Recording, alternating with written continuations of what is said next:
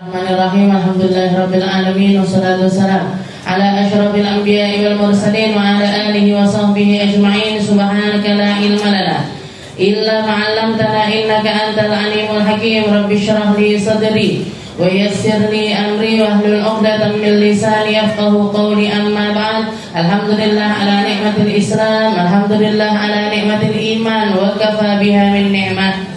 Alhamdulillah, segala puji bagi Allah Subhanahu wa ta'ala yang mengumpulkan kita, mendudukkan kita, mempertemukan kita, menjadikan kita, mentakdirkan kita untuk berada di tengah-tengah tempat yang dijanjikan oleh Allah Subhanahu wa ta'ala, tempat turunnya rahmat, tempat turunnya ampunan, tempat turunnya hidayah serta inayah, tempat turunnya segala macam sakinah, ketenangan di dalam hati, ketenangan di dalam pikiran, ketenangan yang akan mampu kita bawa ketenangannya sampai ke rumah-rumah kita, yang akan dijadikan oleh Allah Ta'ala sebagai sumber keberkahan, yang akan dijadikan sama Allah Ta'ala sumber ketenangan hidup dunia sampai akhirat. Ketenangan yang dijanjikan oleh Allah Ta'ala disaksikan oleh para malaikat. Wa anzalallahu alaihimus sakinah. Wahai para malaikatku, tempat-tempat semacam inilah yang aku janjikan ketenangan turun di dalamnya, ketentraman ada di tengah-tengahnya,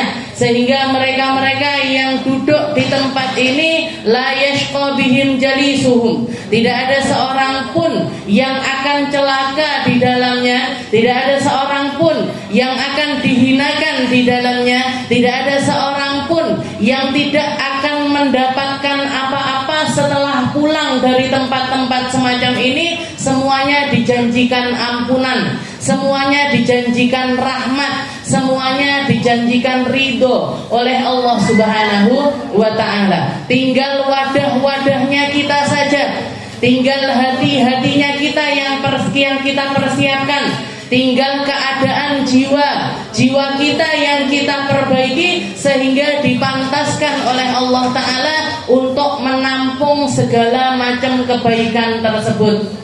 Karena setiap wadah sama halnya seperti gelas, kalau sudah gelasnya keisi dengan sesuatu, maka dia tidak akan diisi lagi oleh apapun. Ketika hati kita dipenuhi dengan hal-hal yang gak benar, ketika hati kita dipenuhi dengan cinta dunia, ketika hati kita dipenuhi dengan rasa-rasa gak enak, ketika hati kita dipenuhi dengan kebencian dan lain sebagainya, maka perkara indah ini tidak akan tertampung di dalamnya, kecuali setelah apa yang ada di dalam gelas tersebut dituangkan terlebih dahulu. Makanya ketika nyampe di tempat-tempat semacam ini kita sebenarnya kulaan, Bu. Kulaan sabar, kulaan syukur, kulaan untuk punya hubungan dengan orang-orang mulia, kulaan doa-doa indah, kulaan munajat-munajat yang baik, kulaan semua hal yang datangnya dari Allah lewat lisannya Nabi Muhammad sallallahu alaihi wasallam. Maka yang perlu kita lakukan, yang harusnya kita lakukan adalah kita kosongkan dulu wadah-wadah kita dari segala hal yang buruk, dari perkara-perkara yang gak benar, dari perkara-perkara yang gak baik. Makanya setiap kali kita ngaji, kita sempatkan untuk niat, kita sempatkan untuk berniat bersama-sama. Nawaitu ta'allum wa ta'lim wa naf'a wal intifa wal mudzakarah wa tadhkir. Napa niku? Untuk apa? Untuk apa kita berniat seperti itu? Agar diluruskan tujuannya. Ya Allah, saya ngaji murni untuk ngaji. Saya datang ke tempat ini untuk nyari ilmu. Saya datang ke tempat ini untuk nyari perkara-perkara darimu.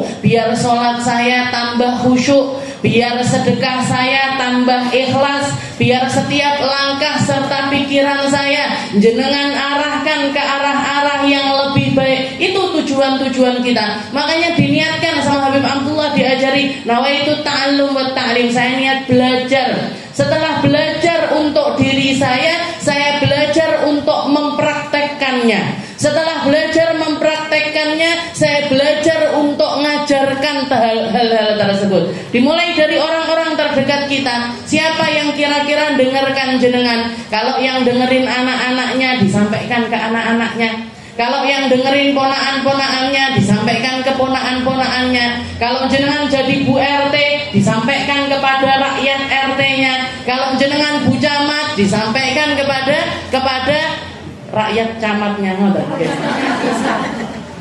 Ngoten nggih, istilahnya siapapun yang bisa kita raih, siapapun yang sekiranya mendengarkan kita, jangan sampai luput. Karena mulai dari kita belajar, kita sudah meniatkan untuk mengajarkannya. Nawaitu ta'allum wa ta'lim. Saya niat belajar, setelah itu mengajarkan. Ya wal ifadah wal istifadah wal mudzakarah wat tadhkir, mengingatkan diri, setelah itu mengingatkan orang lain.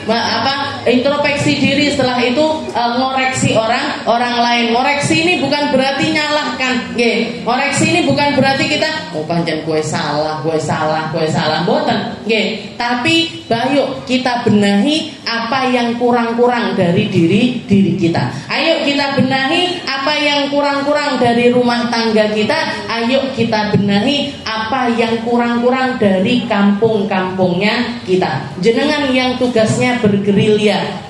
Kalau saya mau bergerilya ke satu kampung ke kampung yang lain, kemungkinan nggak akan diterima. Ini orang dari mana? Sudahlah cadaran, bajunya hitam-hitam, jangan-jangan teroris.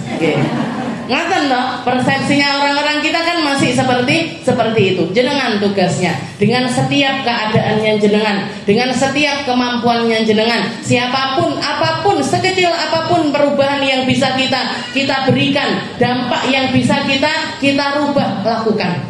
Lakukan hal-hal yang semacam itu, karena di situ guru saya mengatakan, Habib Sekar itu sering kali mengulang-ulang bahwasanya jalan paling gampang untuk kita nyampe kepada Nabi Muhammad SAW, dapat pandangan dari Nabi, dapat kedekatan dengan Nabi, itu adalah lewat jalan dakwah. Bahkan Rasulullah pernah mengatakan, kalau misalkan kita berdakwah, kalau misalkan kita ngajak orang, kalau misalkan kita itu sedang berusaha untuk memperbaiki sesuatu dan ternyata responnya atau hasilnya tidak sesuai dengan apa yang kita harapkan, tidak diterima dengan baik, atau bahkan mungkin mendapatkan penolakan, nggak usah risau. Katanya Nabi, fa inni ujazi bihim yaumal qiyamah. Gak usah ngarep, gak usah mengharapkan balasan dari manusia. Nanti saya yang akan membalasnya. Nanti Nabi Muhammad yang akan membalaskan. Wa ana khairu mujazi. Dan ketahuilah bahwasanya Nabi Muhammad itu manusia yang paling pinter di dalam membalas sesuatu. Nabi Muhammad itu paling pinter di dalam membalas sesuatu, dan janjinya para ulama mengatakan dari kata-katanya Nabi ini, orang yang jalan di jalan dakwah, orang yang ngajak orang lain untuk menjadi orang baik, itu minimalnya Nabi Muhammad akan datang ketika dia mengalami sakaratul maut. Orang Nabi Muhammad akan hadir nuntun dia ketika nyawanya dia sedang dicabut oleh malaikat pencabut nyawa. Dihadiri sama Nabi, Bu. Dihadiri sama Nabi. Maka ketika Nabi Muhammad hadir, kalimat la ilaha illallah yang seringkali sulit untuk dikeluarkan dari lisan mereka-mereka yang keadaan hidupnya tidak baik akan dimudahkan. Dan keadaan setelah sakaratul maut itu, kalau dia sudah berhasil, maka yang setelahnya ashal fa ashal. Yang setelahnya tambah gampang. Tambah nikmat. Dan puncak kenikmatannya adalah ketika dia diizinkan untuk minum dari telaga mulianya Nabi kita Nabi Muhammad SAW. Mugi-mugi kita semuanya masuk di dalam golongan itu. Mugi-mugi kita semuanya ditakdirkan untuk minum dari telaganya Nabi, dari tangan mulianya Rasulullah SAW. Makanya jangan pernah putus asa, jangan pernah berhenti berharap, jangan pernah merasa nggak berguna, jangan pernah merasa saku koyoke sak meneae, jangan sampai. harus nambah terus, harus tambah baik terus, harus selalu berusaha terus. Apapun keadaan kita, bagaimanapun keadaan kita, Allah Ta'ala maha mampu untuk merubah sebuah keadaan dari keadaan yang buruk menjadi keadaan yang baik. Itu gampang sekali untuk Allah Subhanahu wa Ta'ala. Bukankah seringkali kita dengar kisahnya seorang pelacur yang bahkan hanya karena sebab rahmat di dalam hatinya ngasih minum kepada seekor anjing, dirubah keadaannya dari orang yang nggak baik dapat hidayah untuk taubat, setelah itu berubah menjadi orang baik. Tuhan yang sama yang merubah keadaannya pelacur itu mampu juga untuk merubah keadaan kita. Tuhan yang sama yang melihat kebaikan kecil dari pelacur tersebut juga maha mampu untuk melihat keadaan kita, sekecil apapun usaha kita, seberapapun apa yang kita lakukan, Allah Ta'ala juga melihat yang ada pada diri kita dan pada diri orang-orang tersebut. Makanya jangan pernah berhenti, usaha terus, belajar terus, ngaji terus, usaha terus, usaha dunia terus-terusan, usaha akhirat juga kita harus terus-terusan. Dan salah satu hal yang menjadi mukjizat yang mampu kita lihat sampai sekarang ini adalah Al-Quran. Al-Quran ini satu hal yang dijanjikan untuk, istilahnya gini, kalau nabi-nabi terdahulu, mulai dari zamannya Nabi Adam sampai kepada Nabi Allah Isa, Allah Ta'ala memberikan mukjizat-mukjizat kepada nabi-nabi tersebut adalah mukjizat-mukjizat yang mampu dilihat dengan mata, mampu dirasakan oleh panca indera nyatanya mereka. Seperti misalkan Nabi Allah Musa diperlihatkan di depan umatnya. Nabi Musa ketika ngangkat tongkatnya di atas lautan, ini disaksikan langsung oleh para umatnya. Wa id faraqna bikumul bahra fa anjaynakum wa aghraqna ala fir'auna wa antum tandurun. Katanya Allah Ta'ala, ketika aku membelahkan lautan untuk dirimu, setelah itu dengan hal tersebut ditenggelamkan juga keluarganya Fir'aun.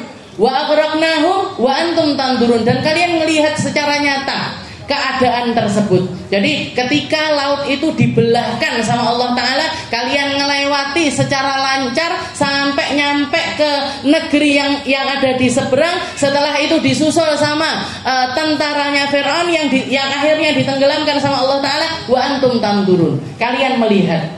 Mukjizatnya Nabi Isa, kayak ngomong di depan umatnya ketika masih bayi, dilihat sama orang banyak, didengar sama orang banyak. Ketika Nabi Allah Sulaiman mampu naik ke atas awan dan lain sebagainya, juga dilihat secara nyata.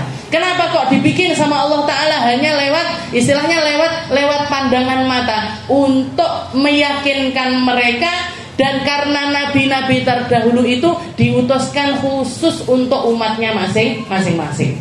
Makanya Nabi Musa dakwah ke kaumnya pakai bahasanya mereka, di tempatnya mereka, gak perlu pergi kemana-mana. Nabi Isa pun demikian, Nabi Ibrahim pun demikian, semua nabi-nabi seperti itu. Kecuali Nabi kita, Nabi Muhammad Sallallahu Alaihi Wasallam. Nabi Muhammad ini mukjizatnya beliau bukan tentang pandangan mata, karena umatnya yang setelah wafatnya Nabi pun masih dianggap sebagai umatnya Nabi. Mukjizatnya Nabi lewat apa? Lewat telinga, lewat akal pikiran. Makanya kalau misalkan manusia itu mau membuka telinganya dan mau membuka pikirannya, maka sudah dipastikan dia pasti akan mau memeluk agama Islam, pasti mau menerima dengan kebenaran. Karena kebenarannya Al-Quran itu relate, istilahnya sejalan dengan pendengaran, sejalan dengan akal pikiran, dan pasti diterima dengan hati. Yang sampai gak mau nerima dengan kebenaran Islam hanya mereka-mereka yang memilih untuk nutup telinga, nutup pikiran, gak mau menerima dengan hati. Makanya di dalam Al-Quran dikatakan ketika para penduduk api api neraka, neraka sa'ir. Mereka itu mengatakan lau kunna nasma'u au na'qilu ma kunna fi ashabis sa'ir. Katanya para penduduk neraka, seandainya dulu ketika saya di dunia saya memilih untuk mendengar dan saya memilih untuk membuka pikiran, niscaya saya tidak akan masuk ke dalam api neraka. Maka yang kita butuhkan di zaman ini, kita bisa merasakan apa yang dirasakan oleh para sahabatnya Nabi. Kita bisa merasakan apa yang kita mampu beriman seperti iman-imannya orang-orang terdahulu. Cukup dengan membuka telinga dan membuka pikiran. Cukup dengan buka mata, buka pikiran, kita semuanya akan mendapatkan seperti apa yang didapatkan oleh orang-orang terdahulu. Walaupun nggak ketemu sama Nabi, walaupun nggak pernah kumpul sama Nabi, walaupun nggak pernah duduk bersama Nabi, mukjizatnya Nabi nyata ada di dalam Al-Quran. Yang nggak pernah berubah mulai dari 1400 tahun yang lalu. Abah saya pernah ketika ada satu orang nanya ketika beliau pulang dari haji, nanya istilahnya apa kejadian yang istimewa yang terjadi kepada dirimu ketika kamu ada di Mekah. Ketika kamu di Mekah, ketika kamu melaksanakan ibadah haji ini, apa kira-kira yang aneh itu apa? Orang kalau haji, kalau umrah itu kan rata-rata pulang itu ada cerita-cerita unik, cerita-cerita yang istilahnya saya begini, ada kejadian begini, saya begini langsung dibalas begini, saya mikir begini langsung, kan seperti itu kan? Ada yang ceritanya ketika saya masuk ke areanya Ka'bah itu, ke daerah Matof, ke tempat-tempat tawaf itu, tahu-tahu kayak dibukakan jalan sampai saya bisa nyampe. Yang diharapkan sama orang-orang itu cerita-cerita macam itu, cerita-cerita yang semacam itulah istilahnya, yang ada kejadian ajaib, ada kejadian ini itu dan lain sebagainya. Abah saya jawabannya nggak sesuai dengan apa yang diinginkan sama penanya tersebut. Ketika abah saya ditanya apa yang unik dari haji pertama kalinya beliau, jadi baru pertama kali itu beliau haji. Apa yang unik? Yang unik yang kamu lihat di negeri Makkah. Kata abah saya itu yang sekarang ini istilahnya itu yang ada di rumah-rumah kalian dan seringkali kalian membacanya. Apa beb? Itu Al-Quran. Kenapa kok Al-Quran? Orang Indonesia bacanya sama, orang Arab bacanya ya seperti itu, orang Inggris bacanya ya seperti itu, orang Afrika bacanya juga seperti itu. Nggak ada yang berbeda sama sekali dari apa yang mereka ucapkan. Sama runtutnya, dengungnya, panjang pendeknya, semuanya sama dan nggak ada perbedaan sama sekali dari seluruh. Di Mekah itu kan kita melihat semua orang, semua manusia dari berbagai negeri, dari berbagai negara ngumpul jadi satu, tumplok blok di tempat tersebut. Tapi ketika mereka membuka Al-Quran, ketika mereka membaca Al-Quran, semuanya bilisanin wahid. Semuanya pakai lisan yang sama, semuanya pakai bahasa yang sama, semua pakai cara membaca yang sama. Gak ada bedanya sama sekali. Masa itu? Iya. Ini keajaiban yang luar biasa yang ditunjukkan sama Allah Ta'ala, bahwasanya kalau Allah Ta'ala sudah menjanjikan sesuatu, itu pasti akan terjadi. Bahwasanya kalau Allah Ta'ala ingin melindungi sesuatu, itu juga akan terlindungi. Bahwasanya ketika Allah Ta'ala ingin setiap generasi ini ada manusia-manusia yang baik, ada manusia-manusia yang menjadi pengikut setianya Rasulullah Sallallahu Alaihi Wasallam, mereka akan selalu diadakan dan dieksiskan oleh Allah Subhanahu Wa Ta'ala dari manapun tempatnya, dari manapun asalnya, dengan bahasa apapun mereka dulunya berbicara, tapi ketika buka Al-Quran pakai bahasa yang sama. Ada yang jenengan istilahnya aku iso ngaji bahasa Arab, tak ngaji bahasa Indonesianya, dengan menyebut nama Allah yang Maha Pengasih lagi Maha Penyayang. Segala puji bagi Allah Tuhan semesta alam. Wes ngaji, wes padahal yang diwaca terjemahannya nggak ada. Ayo darusan apa? Darusan terjemahan nggak ada. Yang dibaca tetap tetap Al-Qur'annya. Dan salah satu mukjizat Al-Qur'an yang mungkin kita bisa merasakannya adalah Al-Qur'an itu satu-satunya buku yang dibaca berkali-kali pun tidak akan pernah bosan. Nggih. Nenek acara yasinan. Bosan apa mboten? Mboten. Nggih. Tidak ada bosan, tidak ada capek. Padahal kalau kita baca sesuatu yang lain, quote-quote misalkan, ataupun juga buku-buku novel, cerita, kisah, sebaik apapun, bahkan sampai ditulisi bestseller. Moco sekali, 2 kali, paling kalau kita senang 3 kali, selesai. Terus tidak melek baca-baca lagi. Tapi Al-Quran itu dibaca hampir setiap hari dengan surat yang sama, dengan lafaz yang sama, tapi ringan di lisan dan tidak ada rasa bosan di dalam hati. Kok panggah yasin mbok liyane? Nggih, ndak, tetep yasinan. Bahkan sampai ke tingkat enggak marem lek durung yasinan. Nggih, enggak marem lek durung yasinan. Umi saya itu enggak marem. Kalau sampai sehari ndak ngajak anak-anaknya baca yasin itu enggak marem. Nggih, diteror kita sampean. Habis sholat maghrib itu dicari yang di kamar, kakak saya lagi kelon-kelon sama anaknya, ayo yasin.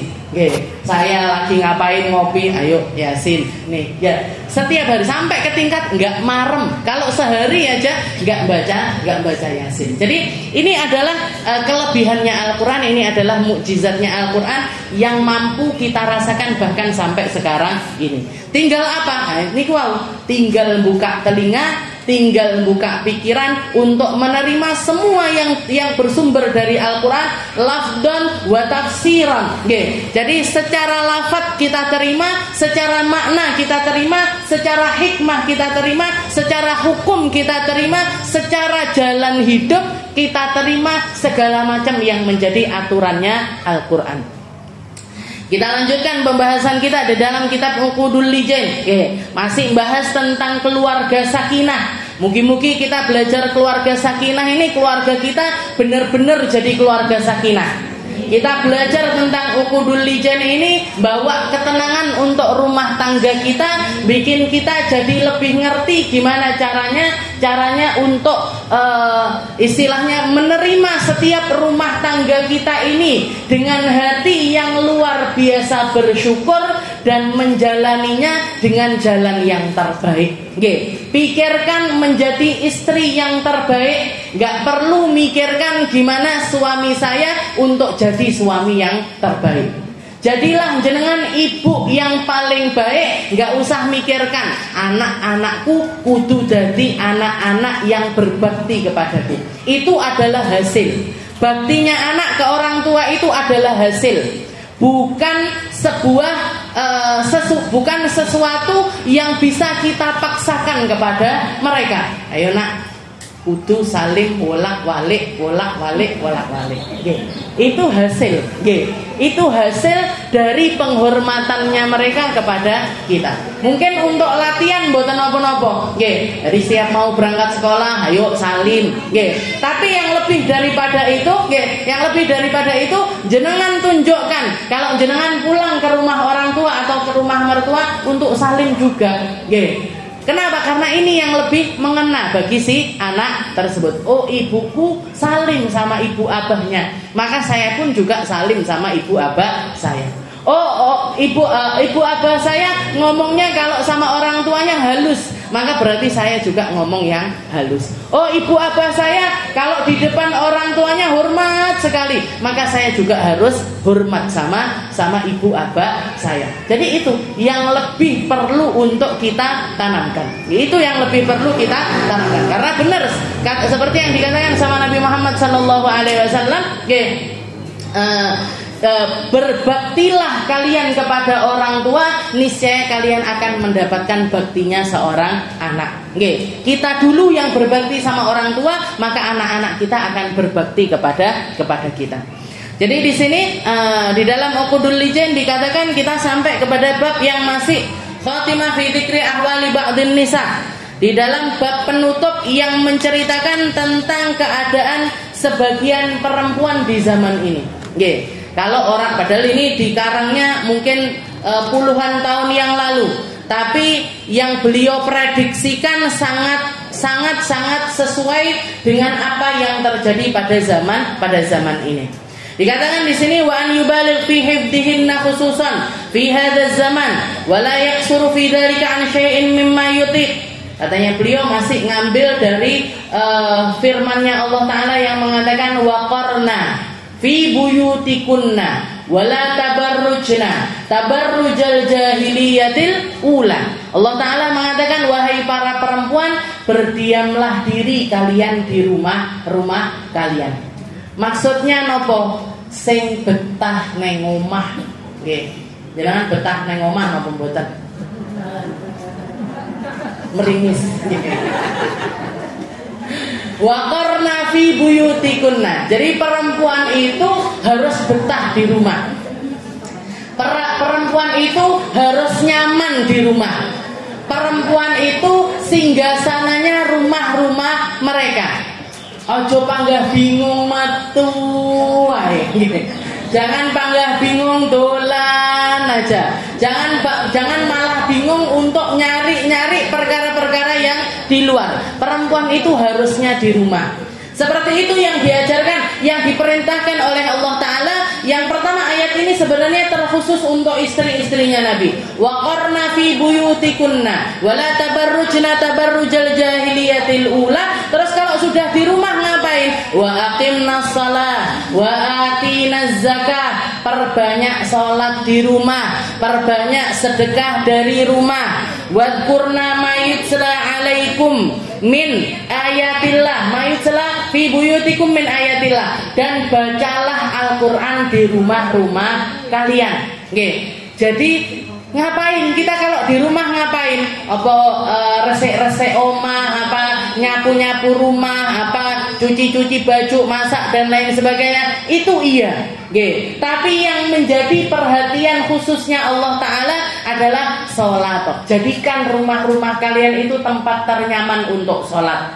Perbanyak sholat di dalamnya, perbanyak sedekah di dalamnya, perbanyak bacaan Al-Quran di dalamnya. Jangan sampai darusan ngalor ngidul di rumah, Qurannya berdebu semuanya. Ora tahu dibuka. Di rumah malah nggak pernah ngaji, di luar ngaji ngalor ngidul. Ngalor ngidul.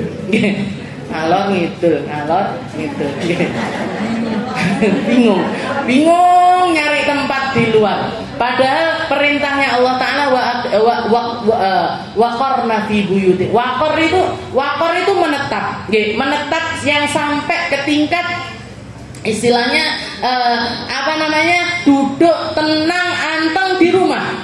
Duduk tenang anteng di rumah itu mencakup di dalam kalimat waqarna. Sing meneng, sing yang manis, yang duduk, yang anteng di mana? Di rumah-rumah kalian. Wala tabarrujna tabarrujal jahiliyatil ula. Kalaupun kalian keluar rumah, bukan berarti nggak boleh keluar rumah. Kalaupun kalian keluar rumah, maka jaga penampilan, jaga dandanan, jaga omongan, jaga mata, jaga pandangan, jaga telinga, jaga apapun dari hal-hal yang akan berefek langsung dengan ketenangan rumah tanggamu.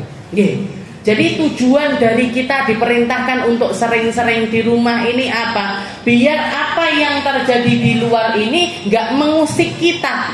Karena kalau kita keluar rumah otomatis ngelihat. Kalaupun gak ngelihat laki-laki, ngelihat sesama perempuan. Oh, sing model jilbabe saiki sing model ngene.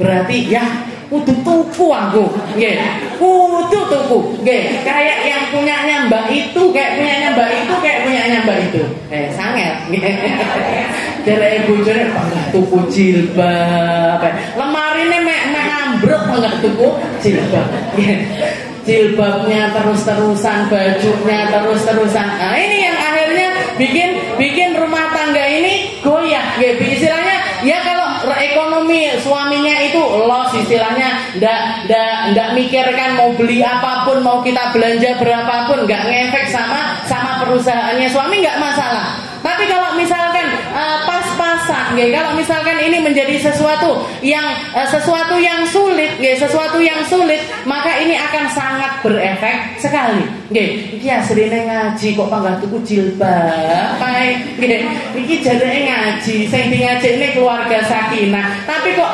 setiap istriku datang untuk mau ngomong, hatiku malah deg deg deg deg.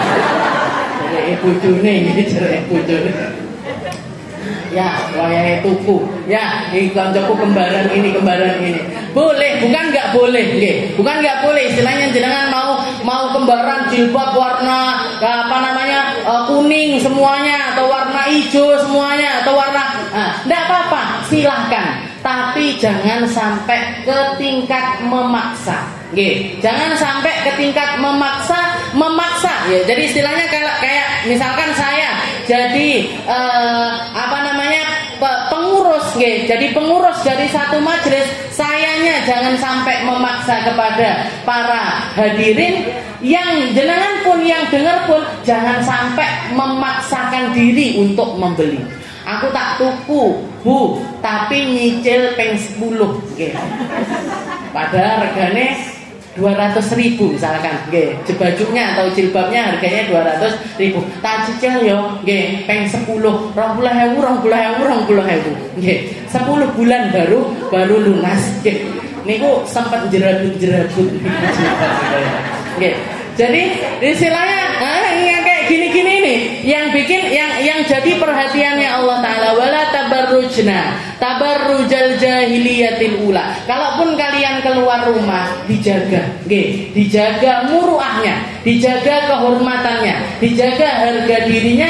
Setelah itu dijaga ini secara zahir kita jaga, secara batin juga kita jaga. Kalau kita lihat kita ini orangnya gampang terombang-ambing, dijak rono, dijak rene, nggih. Koncone begini, ikut begini, temannya dapat teman yang begini, ikut begini. Nah, berarti lebih baik di mana? Lebih baik di rumah aja.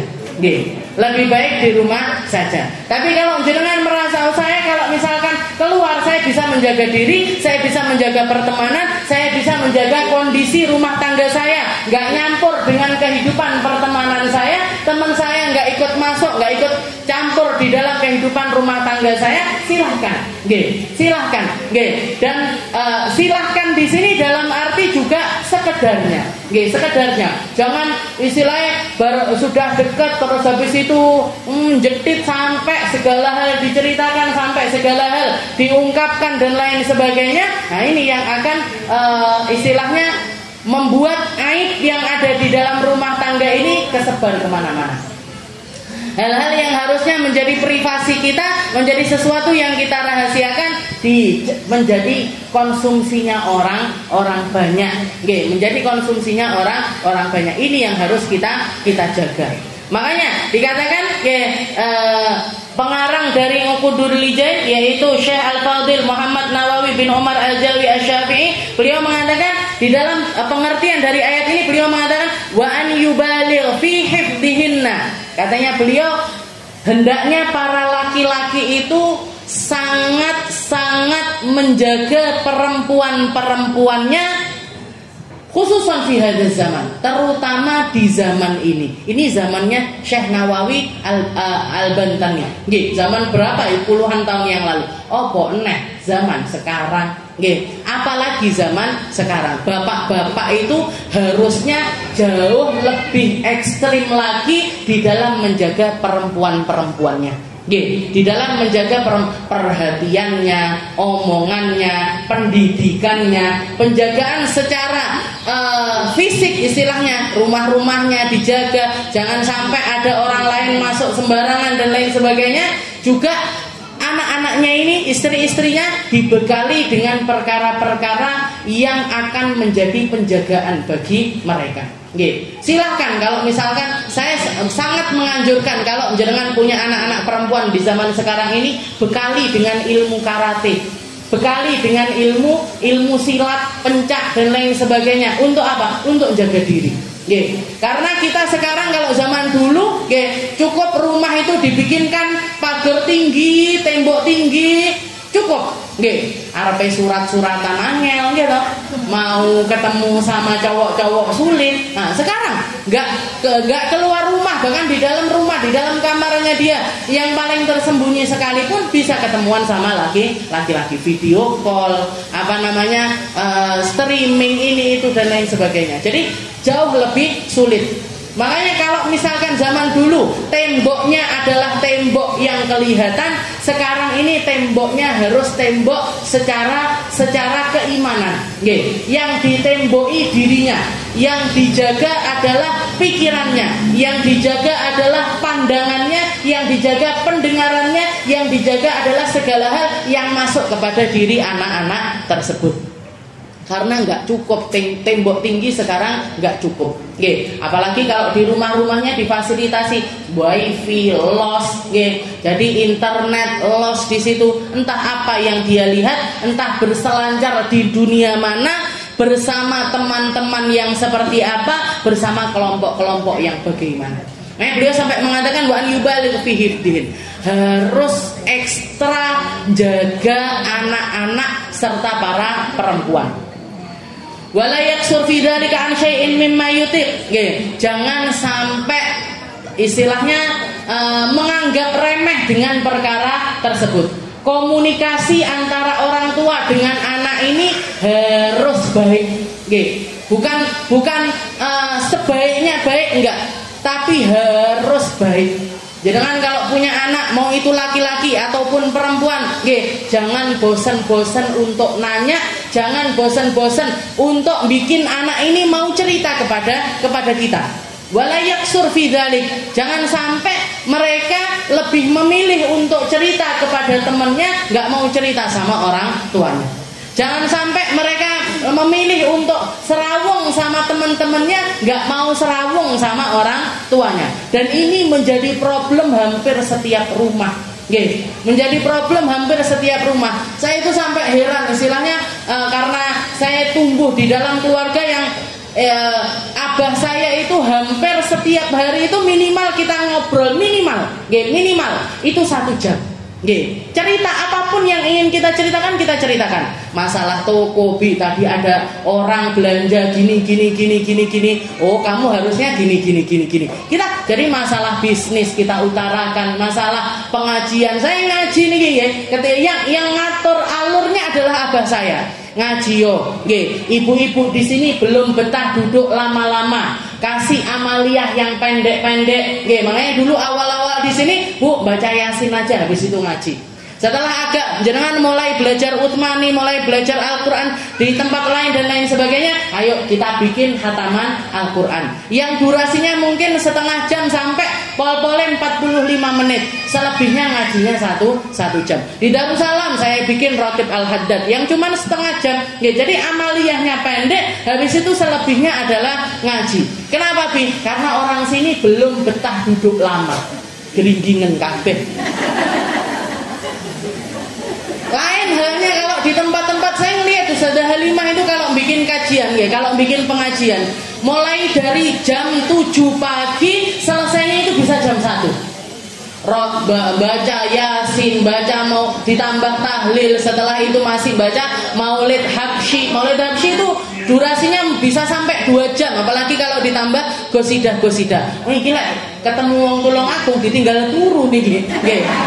Kalau saya bikin kayak gini dari awal ditinggal tidur kayaknya sama jamaahnya. Jadi itu abah saya yang ngatur. Abah saya yang jalankan alurnya. Anggap kayak buka toko, bukanya harus pasti, tutupnya juga pasti. Makanya saya setiap kali ngelihat ini saya rekam. Kalau kelihatan sudah di angka 40 menit, 45 menit, wes berarti sudah harus mulai ditutup. Ini sampai sak jam ditinggal turu saya. Jadi seperti itu.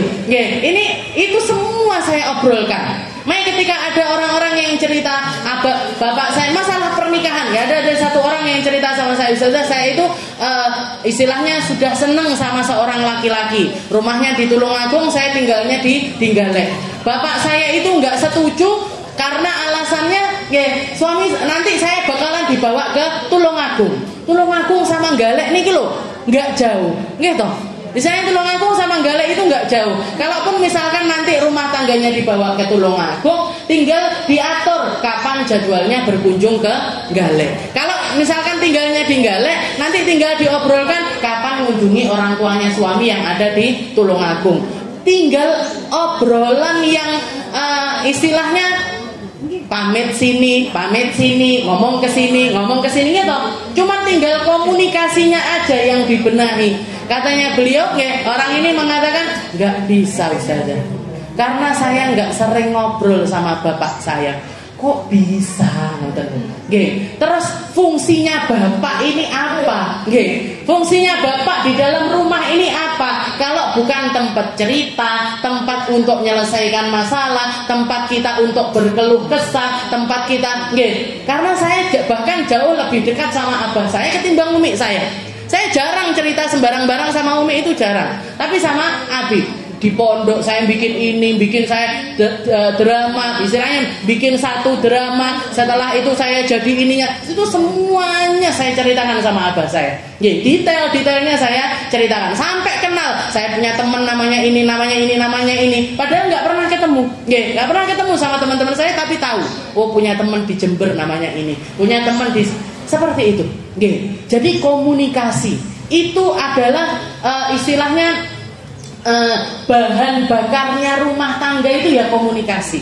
Jangan kalau komunikasi di rumahnya buruk, kalau komunikasi di rumahnya buruk, nggak baik, nggak lancar, ini mesti jenengan akan kesulitan di dalam segala hal. Ketika mereka masih kecil sudah sulit dikendalikan, apalagi nanti ketika mereka sudah dewasa, yang nanti akan punya teman-teman lebih banyak, yang nanti akan punya komunitas lebih banyak, yang nanti akan punya rumah tangga sendiri, punya tempat hidup sendiri, punya keluarga sendiri. Kalau rumah tangga kita komunikasinya nggak baik, ini semuanya akan berdampak menjadi sesuatu yang tidak baik. Makanya walayak surfi dari ka'ansyai'in mimma yutik. Salah satu hal yang menjadi bentuk penjagaan kita atas keluarga adalah ayo bikin komunikasi yang baik di rumah kita.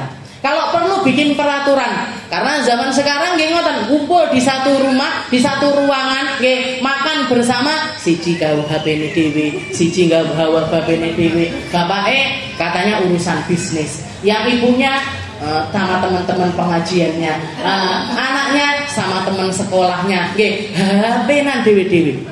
Bahkan kadang-kadang game bersama-sama. Bikin aturan, kalau jam makan HP-nya harus ditaruh.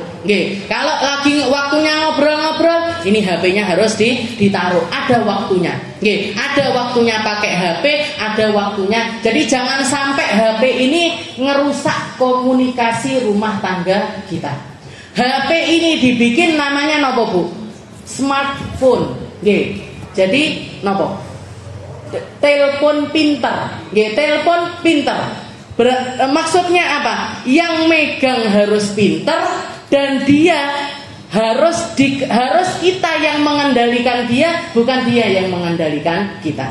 Kita yang mengendalikan HP kita, bukan HP yang mengendalikan kita. Diteleponi orang setiap, makanya saya katakan Bu, kalau mau curhat, mau cerita, mau nanya dan lain sebagainya, WA aja. Kalau WA insya Allah saya terima. Insya Allah nanti walaupun misalkan 2 jam kemudian apa 3 jam kemudian, tapi insya Allah saya bales. Tapi kalau telepon saya nggak ada namanya, nggak akan saya angkat. Tidak akan saya angkat, dan kalau tidak ada janjian dulu, saya nggak akan menerima telepon tersebut. Kenapa? Karena akan ganggu komunikasi saya dengan orang-orang yang saya memang harusnya berkomunikasi dengan mereka, yaitu yang ada di dalam rumah saya. Jadi sebelum kita memperbaiki yang di luar, rumah tangga kita dulu yang harus diperbaiki. Wala ya'zan fil khuruj illa fil lail ma'a mahram. Dikatakan di sini, katanya beliau salah satu bentuk penjagaan, jangan izinkan ibu-ibu keluar kecuali di malam hari dan bersama dengan mahramnya mereka. Apa kabarnya majelis kita di siang hari? Jadi katanya beliau termasuk salah satu bentuk penjagaan keluarga adalah perempuan ini bolehkan mereka keluar cuma di malam hari. Itu pun bersama dengan mahramnya mereka. Itu pun bersama mahram, istilahnya ada yang jagain. Ada apa anaknya, apa saudaranya atau suaminya yang nganterkan kemanapun mereka pergi. Apa kabarnya ibu-ibu yang bapaknya nyuruh jemputan anakmu, karena anakmu sekolah, belanja dan lain sebagainya.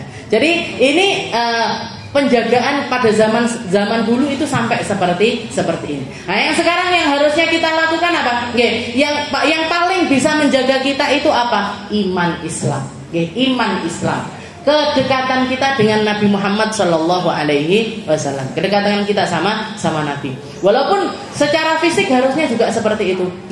Jangan sering dan di sini juga poinnya juga adalah kalaupun misalkan kita keluar di siang hari, kalaupun kita keluar di siang hari, maka istilahnya cari jalan-jalan yang aman, cari jalan-jalan yang aman. Kalau ada jalan besar, jangan lewat jalan kecil. Istilahnya gang-gang kecil yang gelap dan sepi, itu hindari. Cari jalan-jalan yang lebih ramai. Cari jalan-jalan yang lebih ramai. Au nisa thiqat. Fala yakfi 'abdun haitsu lam yakun ma'aha nisa'un thiqat li'anna al-amanah fil 'abidi nadirah. Ini zaman masih perbudakan, Dia mengatakan kalaupun misalkan enggak sama mahramnya, maka sebaiknya perempuan-perempuan ini keluar ini bareng-bareng. Bareng-bareng, berkelompok-kelompok, sak kelompok, sak mobil. Nah, itu lebih baik. Jangan kalau misalkan dari rumahnya itu mau berangkat ngaji, ada teman-teman satu gang atau satu jalan, bikin janjian, ayo budal bareng, ayo. Kalaupun naik motor bareng-bareng. Kalau naik mobil, satu mobil nanti jemput sana, nanti bareng-bareng berangkat ke kajian. Nah, itu lebih baik ketimbang berangkat sendiri. Tidak ada temannya Ustazah, ya sudah berangkat sendiri, tapi dengan minta penjagaan dari Allah Taala. Ya Allah, tolong jaga saya, tolong lindungi saya, tolong jangan sampai terjadi apa-apa kepada diri saya. Nah, itu lebih baik lagi. Jadi kalau nggak ada mahramnya, maka sebaiknya perempuan itu keluarnya itu bergerombol bareng-bareng, tapi ojo dimu, Para ibu Abdul haitsu lam yakun ma'aha nisa'un thiqat. Dan tidak cukup kalau misalkan kita itu mempercayakan diri kita sama laki-laki, di sini ngomongnya abid, ngomongnya abid itu budak laki-laki, budak laki-laki atau pembantu laki-laki. Jangan merasa aman dengan mereka. Jangan pernah merasa aman dengan keberadaan mereka. Makanya jangan kalau terpaksa memang kemana-mana itu diantar sama sopir dan sopirnya itu laki-laki, sebisa mungkin, atau istilahnya haruskan di dalam perginya ini tadi nggak sendirian, nggak cuman ada Pak Sopir sama kita aja. Tapi ada yang lainnya, sama anak-anak atau sama teman-teman atau sama siapa, Jadi jangan sampai di satu mobil itu cuma ada sopir sama kita aja. Kalaupun misalkan cuma saya punyanya sopirnya laki-laki dan saya perginya kemana-mana sendiri Ustazah, ya udah antara sopir sama tempatnya kita itu kasih tutupannya, Nah, kasih biar dia nggak seenaknya sama kita, biar ada batasan antara kita dengan mereka, ada batasan antara kita dengan mereka. Kalau enggak gitu ya ini aku mau rombongan bareng-bareng.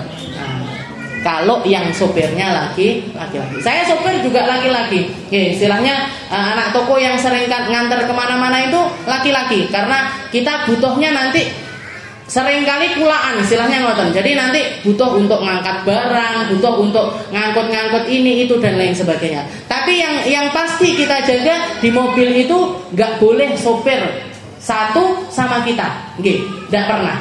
Mesti kalau nggak saya berdua sama kakak saya, atau bertiga, atau sama anak-anaknya, atau sama bibi saya, bareng-bareng, bareng-bareng, nggak cuman sopir sama kita saja. Lianna al-mar'ah tastahi bihadrati mithliha mala yastahihi dzakar bihadrati mithli. Dan ini ada setelah itu ditambah dengan kisah-kisah.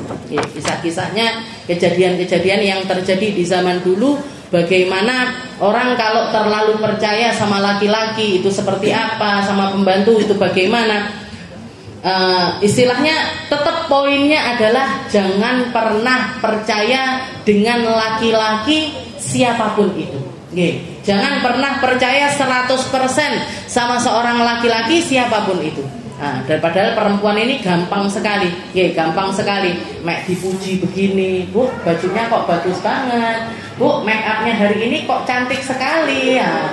Itu wis berbunga-bunga. Padahal saya ngomong Pak Sopir, atau Pak Satpam, tapi tetap bunga. Nah itu kalau misalkan cuma sekali, 2 kali masih nggak ngefek. Tapi kalau terus itu kayak tembakan, kayak anak panah yang ditembakkan mancep, akhirnya napa istilahnya situlah terusannya yang jenengan pikir dewi. Mugi-mugi Allah Ta'ala jaga kita, mugi-mugi Allah Ta'ala mengistiqomahkan kita, mugi-mugi Allah Ta'ala mengampuni apa yang ada pada diri kita, mugi-mugi Allah Ta'ala senantiasa memberikan yang terbaik untuk kita, untuk kehidupan kita di dunia sampai kehidupan kita di akhirat, untuk keluarga kita, untuk orang-orang terdekat kita, untuk orang-orang yang kita cintai, semoga selalu ada di dalam lingkaran rahmat dan ridho dari Allah Subhanahu wa Ta'ala. Dan semoga kita, anak cucu kita, orang tua kita, semuanya ditakdirkan sama Allah Ta'ala untuk menjadi ahli ilmu, untuk menjadi orang yang ngerti sama Al-Quran, untuk menjadi para pemegang Al-Quran, untuk menjadi orang-orang yang memilih dengan hukum Al-Quran ketimbang hukum yang lainnya, memilih untuk taat dengan aturannya Al-Quran ketimbang aturan-aturan yang lainnya, memilih untuk ngerti dan faham tentang makna-makna Al-Quran ketimbang memahami perkara-perkara yang lainnya. Dan semoga Allah Ta'ala menjaga mereka dan kita, menjaga apa yang menjadi pekerjaannya mereka, menghalalkannya, menthayyibkannya, memberikan harta-harta yang penuh dengan barokah masuk ke dalam rumah-rumah kita, menjadi keberkahan untuk setiap ibadah-ibadah kita. Dan mugi-mugi Allah Ta'ala memberikan kepada kita kehidupan yang indah di dunia sampai kehidupan yang indah di alam kubur maupun alam akhirat nantinya. Dan mugi-mugi berkah dari ini semuanya kita dianggap sebagai umatnya Nabi Muhammad SAW, dipilih untuk menjadi orang-orang yang menerima syafaat-syafaatnya beliau dan menjadi orang-orang yang mampu dan dimampukan untuk melangkahkan kaki menuju ke dalam syurganya. Ala hadhihi niyah wa ala niyatin salihah wa ila hadratin Nabi Muhammad sallallahu alaihi wasallam bisirril Fatihah.